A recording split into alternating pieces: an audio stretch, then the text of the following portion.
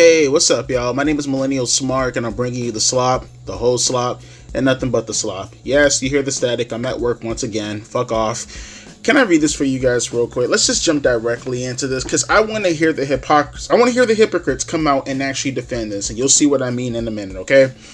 This guy, King AO, or whatever the fuck his name is, I've seen him around a couple times, AEW Dick Rider. He put out a post, right? Essentially highlighting a situation with battery to one of the production crew members that happened about 2 years ago via Jon Moxley. I'll read it for you. He said, AEW and Jon Moxley sued for negligence, civil assault, and battery by production crew member. Christopher Despensa claims he suffered severe neck and shoulder injuries as a result of being shoved to the ground unexpectedly by Moxley during a match with Kenny Omega. Despensa alleges in the lawsuit that the incident resulted in him requiring cervical fusion surgery, shoulder surgery, and treatment for other unspecified injuries.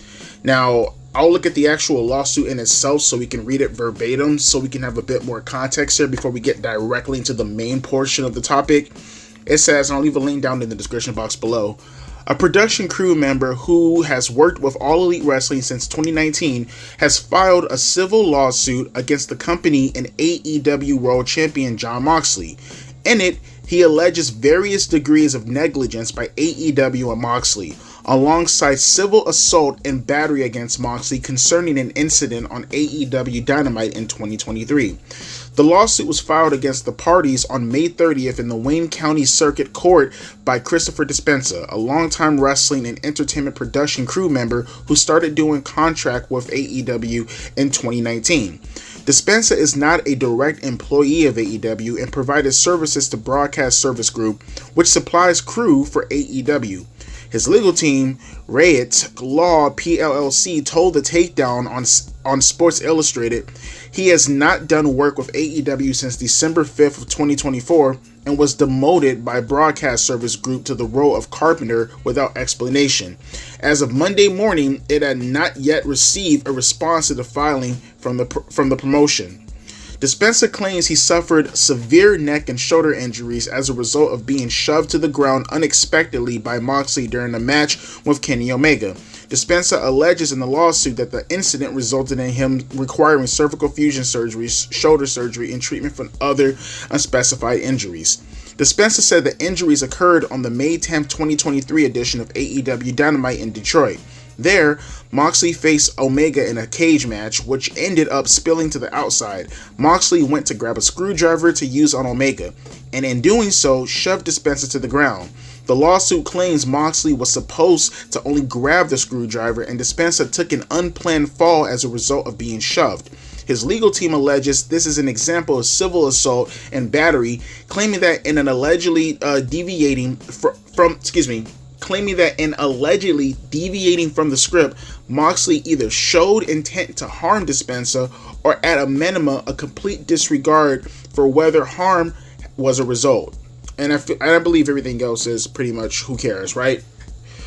You can read the rest of the article if you would like to. That's not my main point. I just wanted to highlight that for you. Now, if you want my opinions about it, we'll talk about that later on.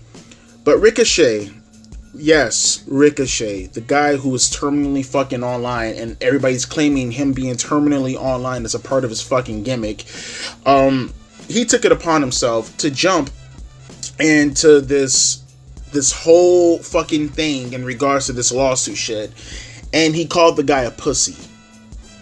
Now, if you or I were to call this guy a pussy, it'd be no big deal because we're fans at the end of the day. We're not signed to a wrestling promotion. We're not supposed to be stewardess of the promotion in itself, right? We're not the face. We're not employees of the actual company in itself. That should just, unless you're like fucking 2 years old and you think that you can actually say shit like this on the company's dime, obviously, no, that's not something that you're supposed to be doing. And he obviously deleted the tweet.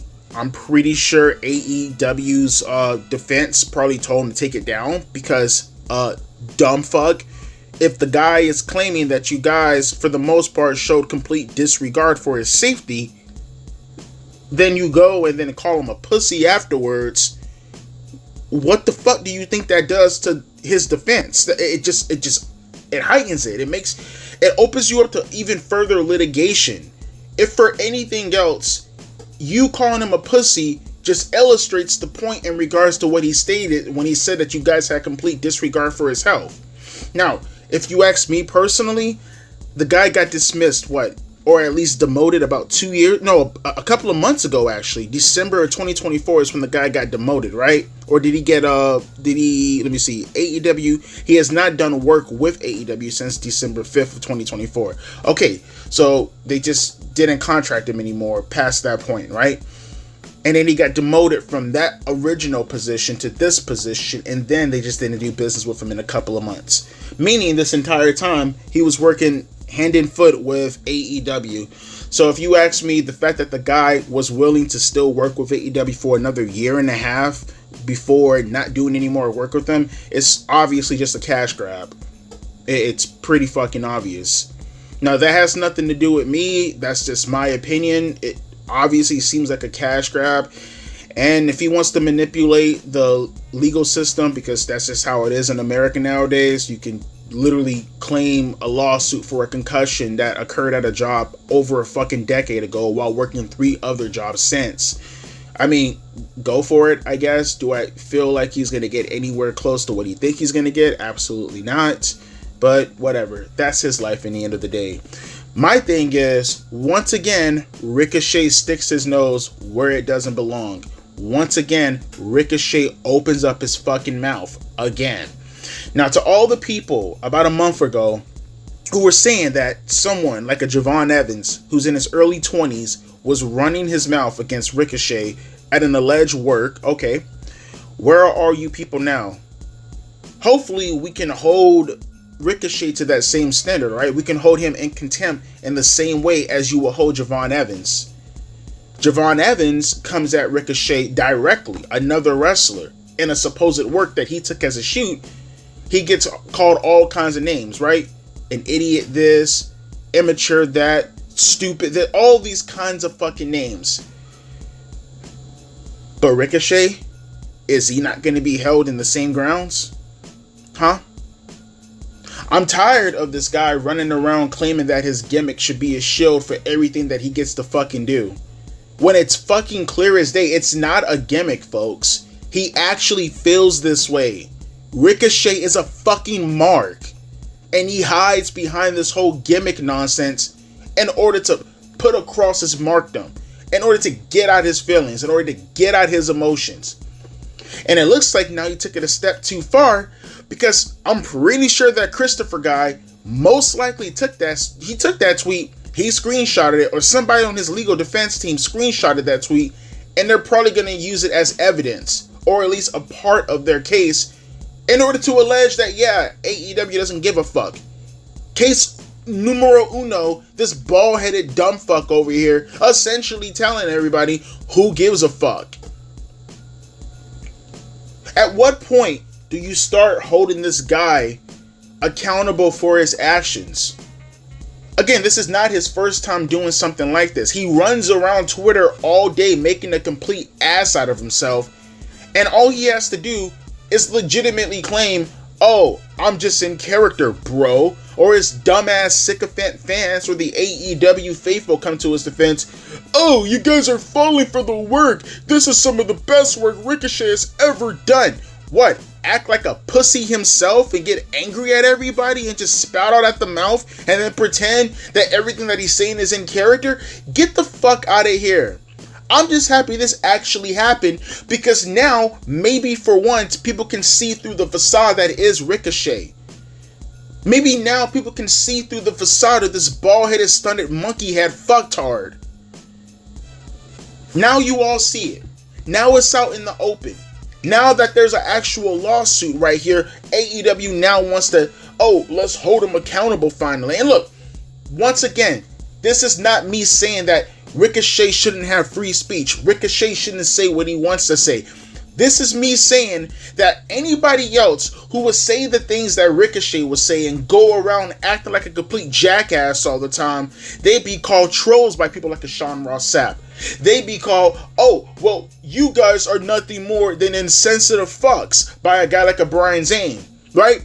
But when a wrestler does it, all of a sudden, it's, well, guys, he's playing the character. You see headlines being written by other news articles as this wrestler gets the best of this wrestler, but when I go back on the thread, oh no, the wrestler actually fucking got owned, but because they happen to be a fucking name, then all of a sudden we have to take the side of the fucking wrestler. I'm sick and tired of this shit, and I want to use Ricochet as a perfect example because he's one of the main people, one of the main offenders who gets away with this shit all the fucking time. Like, either you're gonna be a fucking mark or you're gonna be a wrestler. Which one is it gonna be? And yeah, I understand in 2025 there are a lot of wrestlers who happen to be marks, but as a profession, what's it gonna be, huh?